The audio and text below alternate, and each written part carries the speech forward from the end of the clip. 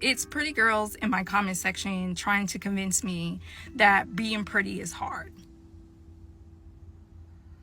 And honestly, I don't understand how being pretty is a punishment.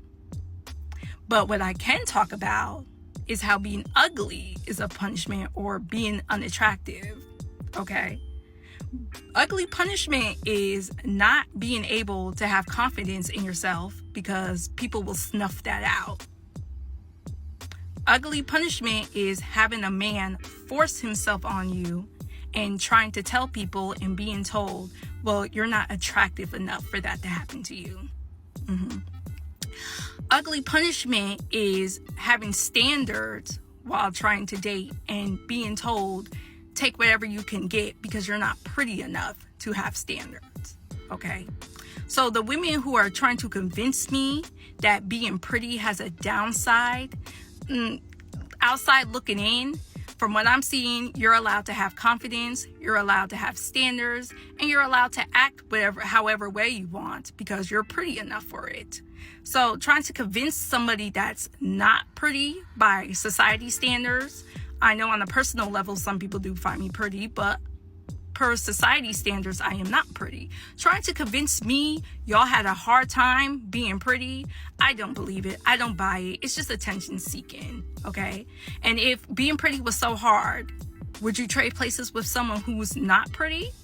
Probably not, because you know you have more to gain by being pretty than you have to lose. But that's all I wanted to say. I actually wanted to start a new term, ugly punishment. I know most women won't come online and admit that they're not attractive because being pretty is currency for women. And unfortunately, I don't have that currency. So I will admit I am not an attractive woman, but it's okay. That's life. It moves on. Well, first of all, her attitude sucks. It's very depressing, negative, pessimistic. She could fix that. Hey, can you explain more? It sounds like she was clapping back at pretty girls in her comments who was saying that it's hard to be pretty. So it sounds like she was more reacting to them. What about you seemed like her energy was a little too sucky or just off?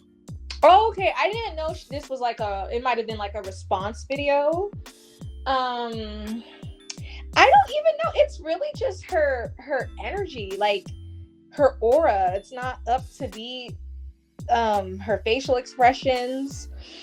But I mean, I see what she's saying. There's obviously cons to being ugly, but a lot of unattractive women think that pretty women are supposed to have a perfect life. You would be surprised how many of them think that. There's pros and cons to everything. I would say there is more cons to being ugly though, in my opinion. But what do you think? So you would argue that it's like she mentioned in there, is a pretty girl gonna want to change places or spaces with a girl that's considered ugly? No. So you would agree that there are more privileges as a woman being considered pretty than not, just generally in society. Yeah, absolutely. Yeah, that's why I'm so glad I came back and I cleared up my statement and I said, yes, there's definitely more pros to looking good rather than, there's less cons to looking good.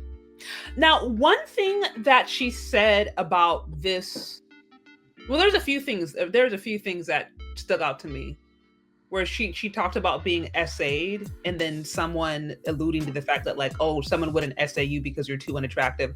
I don't know who she grew up around, the kind of environment. There's a lot of questions that I would have, a lot of questions. So without knowing that, I'm left to fill that in. But that's obviously going to be really traumatizing if you went through something like that and then someone kind of gaslights you. But with that said, first of all, there are obviously pretty women who can be essayed. We know that.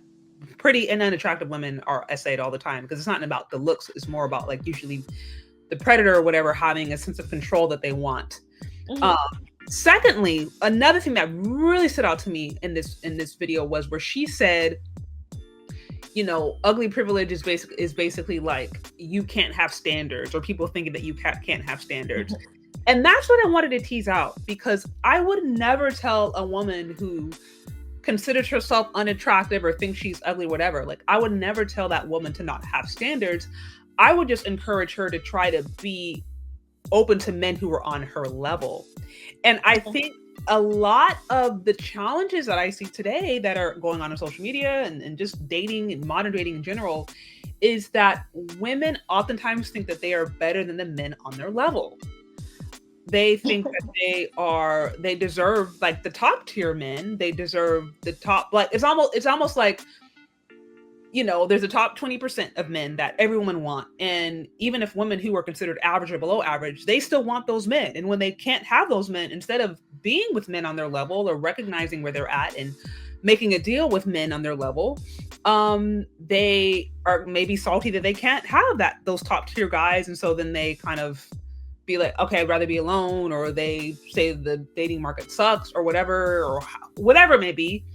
And the reality is, for like the majority of human history, people have always married people of their rank, their social rank, their class, people that they were around because the proximity. And it's only been, I think, the last few decades in this modern era where ladies feel, I don't know if it's because of globalization, but ladies feel that somehow they should have access to the top tier men, when it's never been like that.